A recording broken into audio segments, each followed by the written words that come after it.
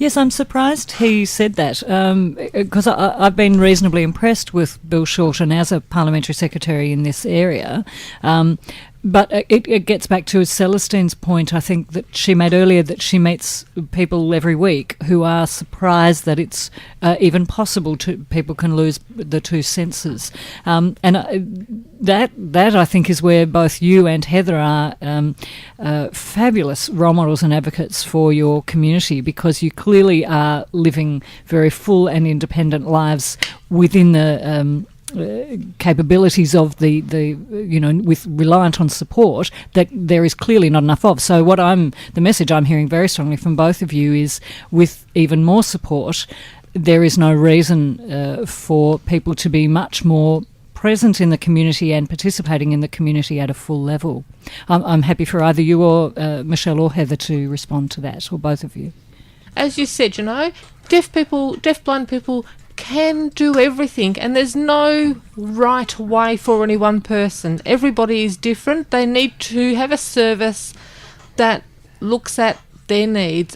And as for what Bill Shorten said about few numbers, I think you'll find that because we don't have the support services available, we don't have accurate numbers of deafblind people in Australia, because they're not accessing services. If we had appropriate services set up, then we would find that people would come to that service, and there's people out there that are falling through the cracks. Can I just ask what is happening to people who are not accessing services? Are they just literally at home? Yes, Robin. They most of them, a lot of them in rural areas, and are being supported by family members. Mm-hmm.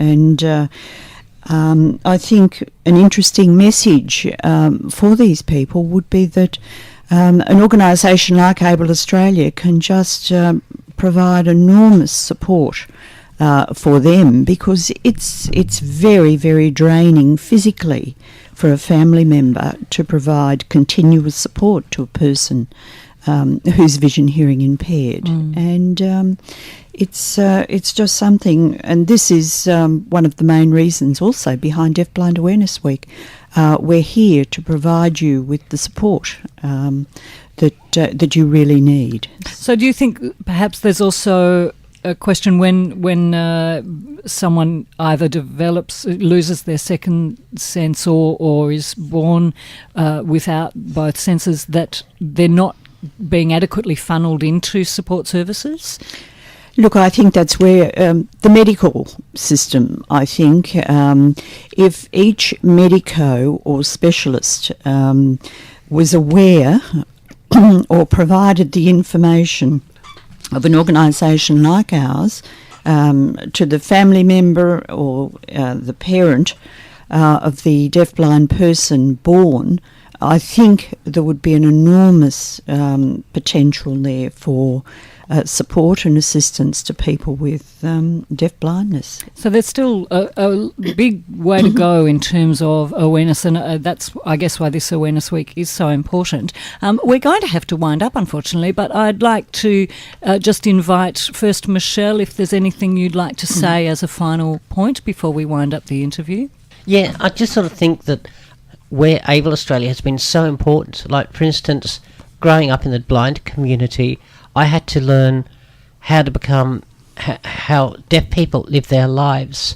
I had to also learn that there is certainly hope beyond the despair that I actually faced, because hearing was such an important part of my life as sight was to Heather.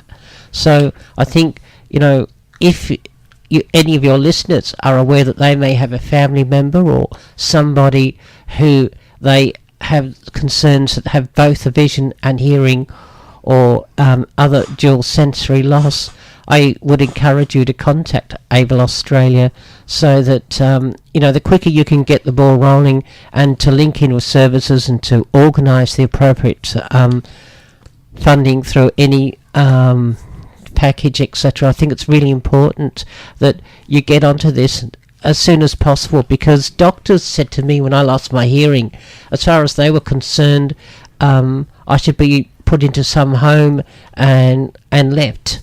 And I think Celestine must hear this sort of situation all the time. And I think it's really important that the sooner you receive the appropriate services, then life can start for you. Look, it's not going to be easy, and sometimes it can be really, really difficult. As we identified at a recent Deafblind conference, that depression is one of the major issues that deafblind people can face. I don't know whether Celestine wants to add anything that I've actually said here. Right. Yes, Michelle, all I can say is I agree with everything that you've said, but I was just looking at some notes that I have here, and I'm sure Robin, along with the listeners, would be very interested in some figures from 2005 that states the total financial cost resulting from dual sensory impairment and another form of disability was $29.5 billion. So if you multiply that out by 2050, what the cost to government will be is just horrendous. So some interesting stats, but we are, as listeners may well be aware, we had research done by the Access Economics group, and they did the research for us in 2005 into vision and hearing loss, and we are now in the process of getting an update to those figures. So no doubt that $29.5 billion of government costs in 2005 will be increased significantly by even 2015. So interesting stats. And there's another way to do it, obviously. Just before we go, I want to ask Heather, Michelle had some interesting points there, particularly around depression and how people work their way through that, what support perhaps is available. Could you just perhaps talk as a final point about that, and whether you have advice for people or talk from your own experience about how you worked your way through that?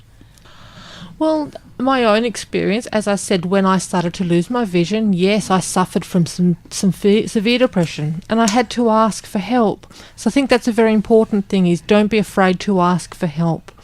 So if people are feeling that they need some help, it's important to ask. Maybe some counselling. You can have some counselling with a deaf person, or, a family counsellor, but it's important you get someone that understands vision loss and deafness. They understand what it's like for you.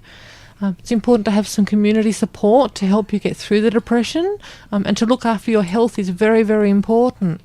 If you're at home on your own with no supports, then yes, it's very isolating. It's not a good quality of life. It's very important that you get out there and you do things, you be involved, you make friends, you enjoy yourself, learn some new skills, learn how to do things. And it doesn't matter what those skills are, find a hobby, something you'd like to do.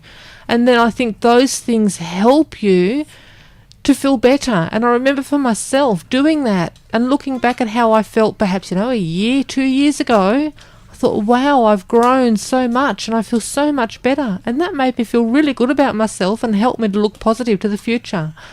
So I really have to say that, Able Australia has been an enormous support, and I'd like to say thank you to them, and to tell any listeners out there that are experiencing deafblindness to please contact Able Australia and find out what services are available and what potential support there is for you, because it's really helpful.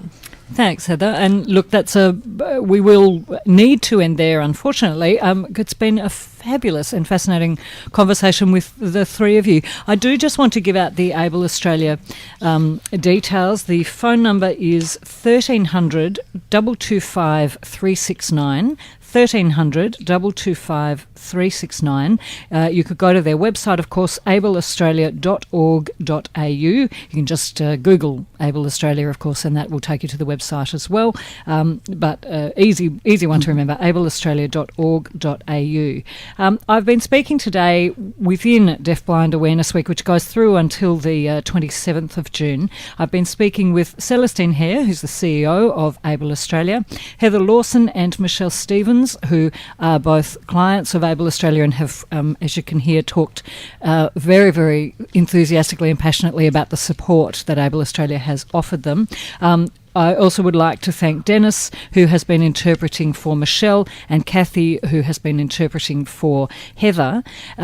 Thank you all very, very much, and I wish you well in the years ahead. With all the enthusiasm and passion and ability in that room, I feel very sure we're going to speak again at the next, perhaps next year, and find out there's been some more concerts, some more action adventures happening, and I very much hope, Celestine, that some more funds have come Able Australia's way the next time we speak. Thank you, Robin. Thank you all very much. Thank you. Thank you very much, Robin. Thank you.